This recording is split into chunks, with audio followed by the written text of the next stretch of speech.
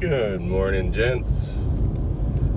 Just taking a quick drive to town here to pick up some ingredients that I've run out of. Did a new special this week after the holidays to kind of try to alleviate some of the financial tension in the area and still keep product moving. So I'm running out pretty quick, which is a good thing. But yeah, I had a great day sledding yesterday with my buddies. Unfortunately, I didn't set up my new GoPro properly, and I got a lot of clips that are essentially only 2 minutes long that I now have to kind of try to edit together, and figure out the editing program. But I did get you guys some footage, and yeah, I saw you guys had an interesting evening. On Deck Chronic had Hammerhand on again, and a bunch of the other guys, and Manic, and they were going over the Jack Murphy fiasco and that queer boy. And there were a few other things. A couple guys put out a couple other videos that I caught up on with some details. One of them was, of course, Jeremy from the Quartering, who did a video on somebody we haven't talked about or heard from in quite a while, which was Sniperwolf. Now, if you don't know who she is, well, she's a pretty face and a nice set of G's. That used to be popular. I mean, I guess she still is popular with the teens and the tweens and, simps, because of course she's still quite attractive. She's definitely up there in the high nines, and it doesn't look like that's changed much, but I haven't heard anything from her or about her in years. I think the last time I heard her mention was on Joe Rogan, because Joe Rogan mentioned that his daughter likes to watch Sniperwolf. But if you don't know who she is, you can go look it up. She's been around the internet for a while. Started off as a girl gamer. Sure, okay. We knew at the time that she was a fake gamer, like some of the others. But regardless of that, with the Jack Murphy thing, I kind of wanted to do a comparison. And I got a question for you guys. What is Jack Murphy, Fresh&fit, Belle Delphine, Entrepreneurs in Cars, and Sniperwolf all have in common? If you know who all of these people are, you might be able to put it together pretty quick. But like a lot of people kind of in their fields doing what they do, there's one big factor that they all have in common, and that's usury. Cash extraction from people and subscribers and fools that are willing to follow programs that they set up, subscribe to their OnlyFans or Twitches or whatever the hell it is they do, but it's all about fucking usury and cash extraction. All of them. That's their main goal. And I know a few people have compared on Deck Chronic to essentially being one of them because he shills his merch. Okay, big deal. It's a t-shirt or hat or posters, something like that off of, Teesprings. I believe he uses Teesprings. A lot of the Mgtow community does that. A lot of other YouTube creators do that. But they aren't trying to sell you programs or subscription base to basically feed you full of bullshit or mislead you to think that they have some kind of specific interest in you. I mean, like I said with Sniperwolf, she's convinced a lot of men over the years to essentially empty their bank accounts based on false interest. basically trying to play the girlfriend role type of thing, or the online girlfriend role, and she's extracted hundreds of thousands. This girl's a multi-millionaire based on fucking usury and manipulation. Jack Murphy's no different. The fact that the thing on Jack Murphy has taken so long to kind of get out into the public eye is kind of surprising, because I mean, even when he first started on as a guest appearance on Tim Pool's channel, I mean, that was already public information. But whatever, we all get caught up eventually, I guess. Yeah, when it comes to these people that are out here trying to sell, generally men, programs, I mean, I know a lot of people might be out there trying to help others, and I try to give them all the benefit of the doubt. It's kind of where myself and Jeremy from the Quartering kind of fall in line, is, you know, everybody gets the benefit of the doubt until it comes out that, you know, it's clearly all bullshit. I mean, our biggest problem here in society right now in the Western world is the fact that men have been completely disenfranchised altogether. We're degraded on a daily basis. We're called all kinds of things under the sun, and there is no problem with doing it. Nobody will ever say that, oh, because you've said this, you know, you've committed some kind of hate crime or anything like that.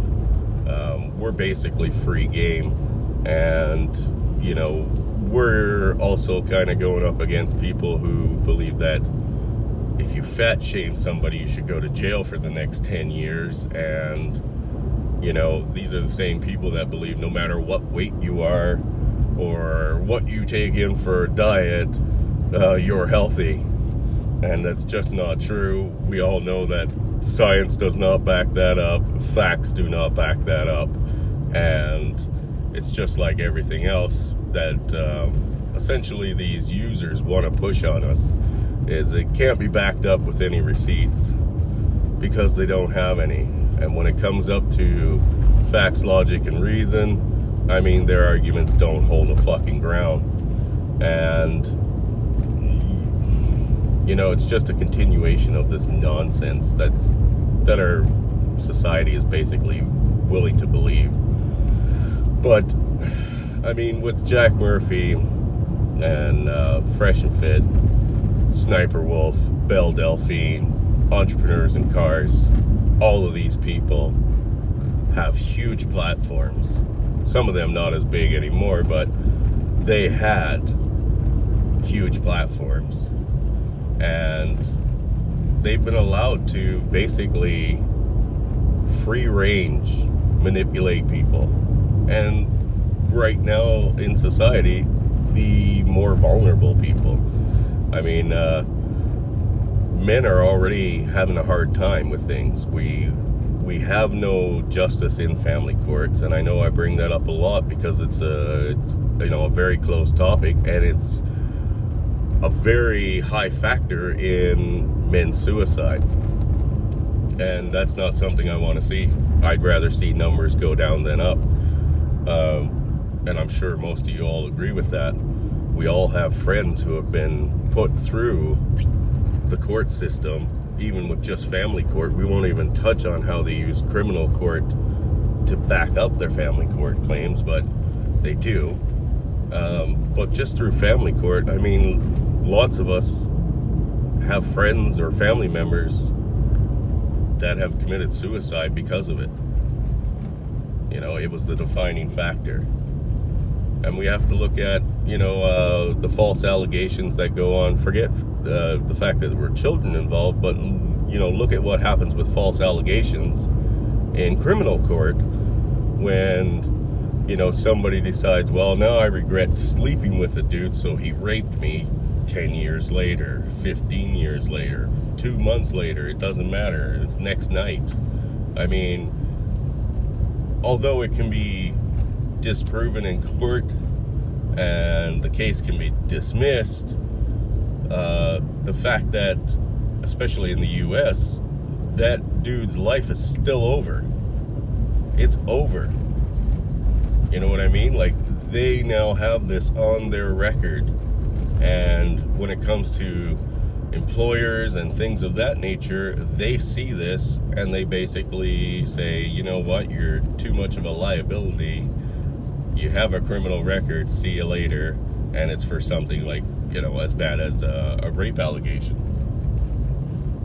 I mean, that's life ending right there, you know, especially when young men are going through this in college. Like, they get halfway or most of the way through college, and despite the allegations being false, they still face consequences such as being expelled, or, you know, their basically their career, or what they had planned on and spent 4 years studying, is now over because nobody will touch them because of the allegation. And that's all it took. It didn't have to be proven to be facts. They didn't have to be charged. It was just an allegation. The case was dismissed, and it's still used against them. So yeah, I know Hammerhand talks about it a lot, and you know, it's probably what drawed me to him in the start of when I first found his channel, which was quite a while ago. But this fucking level of usury against men, and the insane amount of manipulation that goes on from literally every direction. I mean, you cannot touch the internet unless somebody is trying to fucking swindle you out of your cash, or convince you to believe that something is real when there's no receipts to back it up, and the proof that you can find does not support it. And you have these people like Sniperwolf, Entrepreneurs in Cars, Jack Murphy, who advocate for things that they don't believe in nor follow, and you know, they swindle you out of your hard-earned cash to do it. I mean, some of these guys have unbelievable prices attached to programs. I mean, you know, the lifetime membership for Murphy there, I believe, on his website, you know, a $3,000 lifetime donation type of thing for being a member of this exclusive club of cucks. In the end, what's a cuck going to teach you about being a man? What's he going to teach you about, you know, the responsibilities of being a man, or, you know, how you need to function in society? Nothing, absolutely nothing. But he's going to charge you $3,000 for it, and he's on the low spectrum. Now, I know there are others out there. Some of them we get a lot of good information from, and you know, it's up for free. You know, you don't have to pay to get it.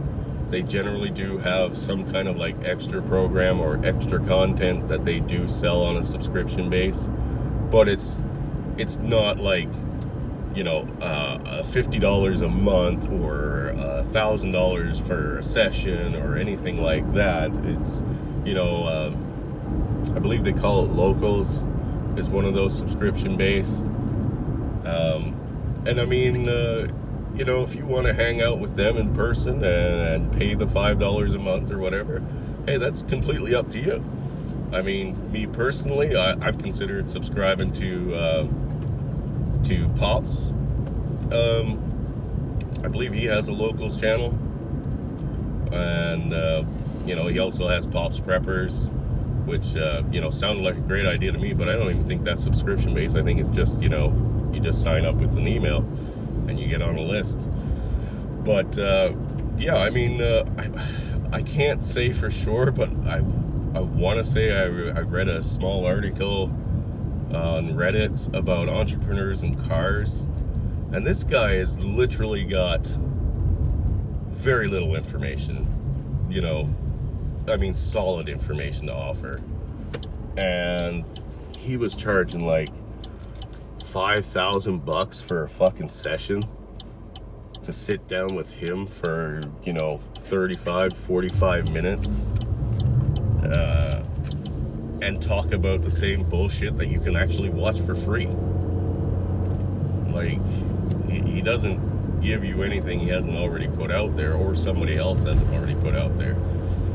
So it's kind of crazy, but a lot of these guys have a lot of these people that are in the Mgtow manosphere kind of umbrella, or under the same basis, have all appeared on legitimate sites.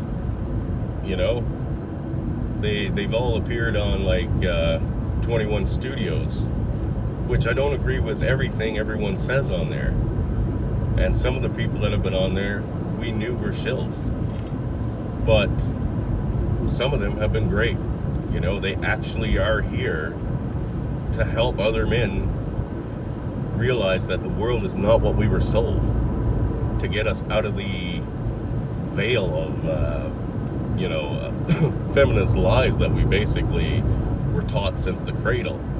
Shit that doesn't work anymore because of the way we live our lives now. There are some things, the old society doesn't work in new age, in the new modern age. But, a lot of them have appeared on this, what I consider a legitimate group, and a legitimate website, legitimate seminars, because I like to give 21 Studios the benefit of the doubt. But to be honest with you, they've had so many of these pretenders and these users on there that it's hard to want to keep following them. I know this video's been going on for a while, but I kind of wanted to throw that out there after catching up last night with everything, and to be honest with you, we have to get smarter. We have to realize that a lot of these men help groups are not what they are. They are literally just cash cows. They have hopped on to the red pill tit, and they're trying to extract their bag.